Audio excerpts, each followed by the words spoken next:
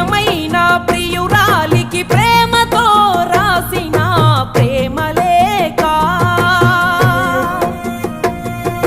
స్వయమైన చేతులతో ముక్కలుగా చింపిందే మనసు లేక నువ్వు ఊర్వశివని కాదే నిన్ను ప్రేమించింది నువ్వు దేవతవని కాదే నిన్ను పూజించింది